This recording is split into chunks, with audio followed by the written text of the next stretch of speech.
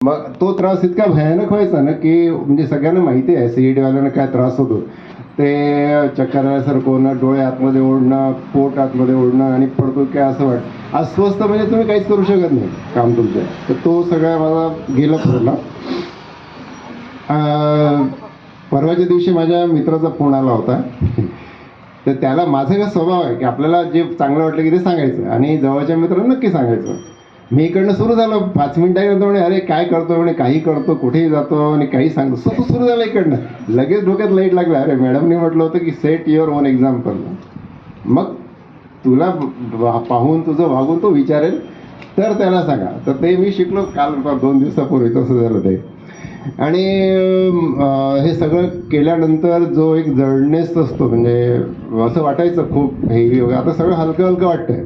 म्हणजे ते सगळं 2 एनिमा आणि वमन हे सगळं पूर्ण केल्यानंतर ॲक्च्युली मी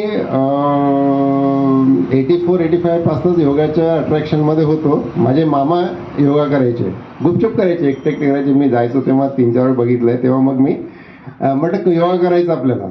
तर आमचे एक गुरुजी होते SBIच्या, मी बोललो चालेल मॅडम 5-10 मिनटं. SBIच्या 84ची गोष्ट सांगतो मी. जस्ट बी झालो होतो. आणि तर त्यांचं असं होतं की मला पहा आणि करा बस, बाकी मी काही बोलणार नाही. SBIचा एक हॉल होता, सकाळी 4 वाजता जायचं तिथे, परत 4 ते 5, 1 तास 1-1.5 तास काय ते. तर त्यांना पाहून पहिले मी सुरुवात केली आणि नंतर मग ते असंच सुरू होतं विस्कळीत. मग 95-96ला मुंबईला बदलून गेलो. तर तिथे काय होतं, आमच्या कोर्समध्ये कंपल्सरी कोर्सेस सुरू झाले. हे नॉन एक्झाम नॉन एंट्री असे हे होते कोर्स, तो वेगळा विषय. तर ते 3 वर्षातनं एक करावं लागायचं. योगा आहे, फोटोग्राफी आहे, कराटे आहे वगैरे. मग योगाचं आणि ते सगळ्यांचं इंजन मला केलं तिथे गेल्याबरोबर. मग आम्ही योगाचे टीचर शोधण्यापासून, संस्था शोधण्यापासून सुरू करेपर्यंत.